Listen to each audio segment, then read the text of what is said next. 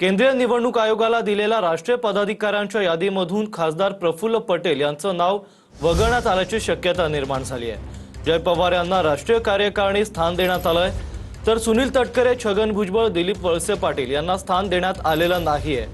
पार्थ पवार यांच्यावर general secretary आणि जय पवार यांच्यावर नॅशनल सेक्रेटरी पदाची जबाबदारी देण्यात आली आहे। याआधी सुनील तटकरेंवर राष्ट्रीय महासचिव पदाची जबाबदारी देण्यात आली होती।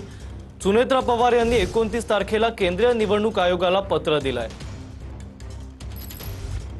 याबद्दलची अधिकची माहिती देतील आपले प्रतिनिधी प्रदीप कापसे।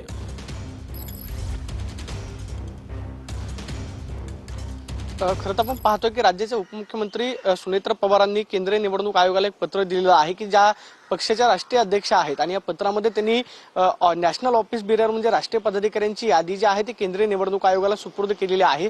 या यादीमध्ये सुनेत्रा पवार यांच्यावरती राष्ट्रीय अध्यक्षा त्याचबरोबर इतर जणांची जी नावं आहेत ती केंद्रीय निवडणूक आयोगाला देण्यात आलेली आहेत, ज्याच्यामध्ये शिवाजीराव गर्जे त्याचबरोबर पार्थ पवार यांच्यावरती जनरल सेक्रेटरी आणि त्याचबरोबर जय पवार यांच्यावरती नॅशनल सेक्रेटरी पदाची जबाबदारी देण्यात आलेली आहे। राष्ट्रीय पदाधिकाऱ्यांची जी यादी केंद्रीय निवडणूक आयोगाला दिलेली आहे या यादीमध्ये राष्ट्रीय कार्यकारी अध्यक्ष म्हणून यादी आपल्याला माहिती आहे की 2 राष्ट्रवादी एकत्र असताना सुद्धा प्रफुल्ल पटेल यांच्यावरती जबाबदारी होती, मात्र त्यानंतर सुद्धा अजित पवारांनी दिलेली होती।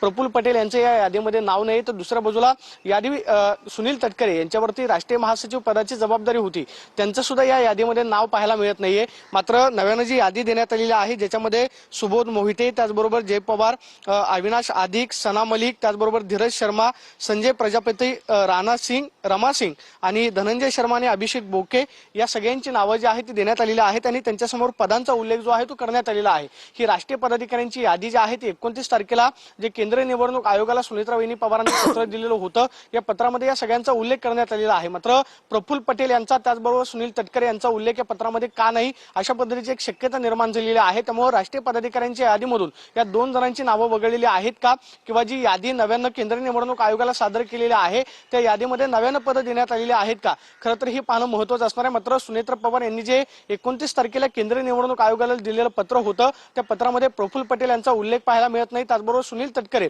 यांचा सर्व उल्लेख पाहायला मिळत नाही। धन्यवाद प्रदीप, तुम्ही दिलेल्या सविस्तर माहितीबद्दल। तर आयोगाला दिलेल्या राष्ट्रीय पदाधिकारी यादीतून पटेलांना वगळण्यात आलंय, त्यामुळे आता पुढे काय घडामोडी घडतात याकडे लक्ष असेल।